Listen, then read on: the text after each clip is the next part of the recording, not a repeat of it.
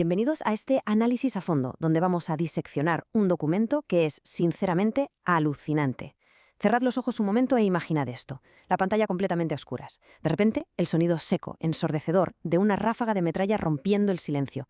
Así de intensa y cruda es la energía del texto que tenemos hoy entre manos. Se trata de un guión técnico y estructural para un documental sobre la Guerra Civil Dominicana de 1965. Y vamos a meternos de lleno en él, porque lo que hace este material es transformar unos hechos históricos bastante duros en puro cine. No es el típico recuento de fechas de un libro de texto, no. Este guión usa técnicas visuales y sonoras de las grandes películas bélicas de los años 60 para que sintamos el verdadero peso de la historia.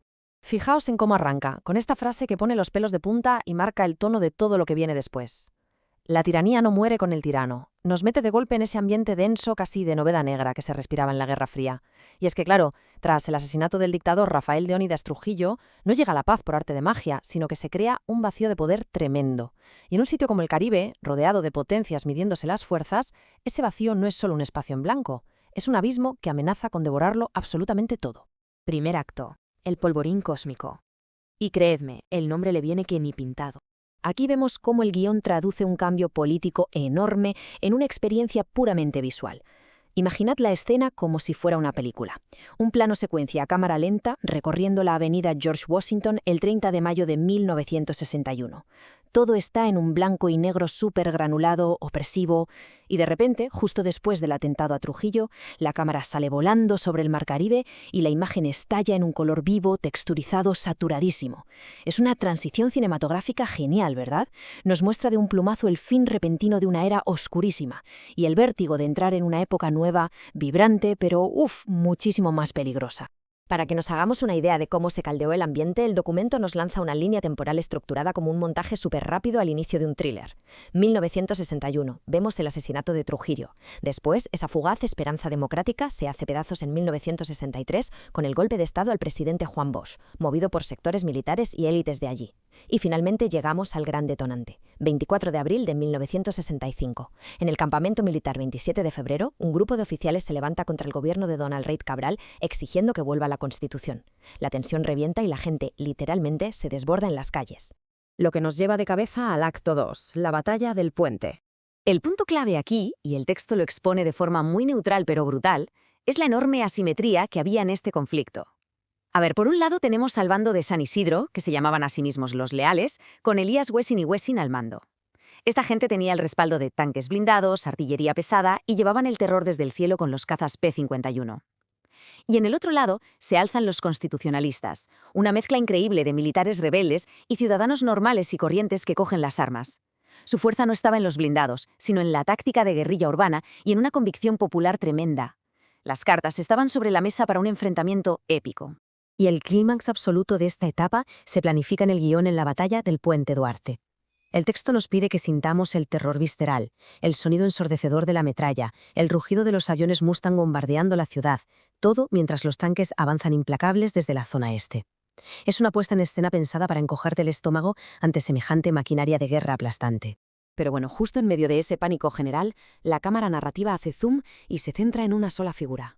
En el momento en que parece que todos van a salir corriendo, el coronel Francisco Alberto Camaño Deñó se planta en el mismísimo centro del puente. Arma en mano, frena la retirada y empieza a organizar a soldados y civiles con barricadas improvisadas y cócteles Molotov para parar a los tanques. Es ahí mismo, bajo el fuego cruzado, donde el guión señala un punto de inflexión histórico, el instante clavado en el que una simple revuelta militar se transforma, ante nuestros ojos, en una revolución social. Acto 3. La invasión del gigante. La historia da un salto de escala. El guión mete un giro recreando la aparición en televisión del mismísimo presidente estadounidense Lyndon B. Johnson. Con una cara de máxima solemnidad, Johnson justifica meterse de lleno en el conflicto con un argumento directo y, cito textualmente, evitar que surja otra Cuba comunista en el mar Caribe. Sin adornos. El texto nos muestra fríamente cómo el destino de todo un país se decide en base al miedo geopolítico que dominaba la época. Y la consecuencia de esas palabras cae a plomo con esta cifra, 42.000. 42.000 marines estadounidenses desembarcando en suelo dominicano bajo la famosa Operación Power Pack. Es un número que marea, y el documento lo suelta así de golpe para enfatizar la superioridad numérica y tecnológica tan abrumadora frente a las fuerzas locales. Visualmente, el impacto en pantalla es bestial. El guión nos sitúa a ras de agua desde la costa. Ese horizonte del mar Caribe, antes símbolo de libertad, de repente está inundado por las siluetas ominosas de gigantescos buques de guerra grises. Esta intervención no solo rompe el equilibrio de fuerzas, sino que provoca una fractura geográfica real en la capital, creando un cordón de seguridad norteamericano que rodea y aísla por completo a los combatientes constitucionalistas. Acto 4. Comandos y resistencia urbana. Bajamos a las trincheras. Alejándonos de los grandes despachos y la geopolítica, la cámara narrativa baja a los adoquines para enseñarnos la anatomía pura de la resistencia. Vemos cómo nacen los comandos de extramuros, que eran espacios de igualdad radical, donde lo mismo veías a un obrero que a un intelectual compartiendo el fusil y un pedazo de pan. El documento subraya algo importantísimo, el papel vital de las mujeres, rescata del olvido a figuras como Hilda Gautraus o Aniana Vargas, que lideraron entrenamientos militares, logística y cuidados médicos. Y por supuesto, rinde homenaje al sacrificio extremo, mostrando el momento trágico en el que cae en combate el coronel Fernández Domínguez intentando recuperar el Palacio Nacional. La intensidad llega a ser asfixiante a mediados de junio. El guión describe una ofensiva masiva con artillería pesada pensada para destrozar la moral insurgente. A través de la memoria oral que plantea el documental, casi podemos oler ese persistente aroma a azufre y pólvora en el aire.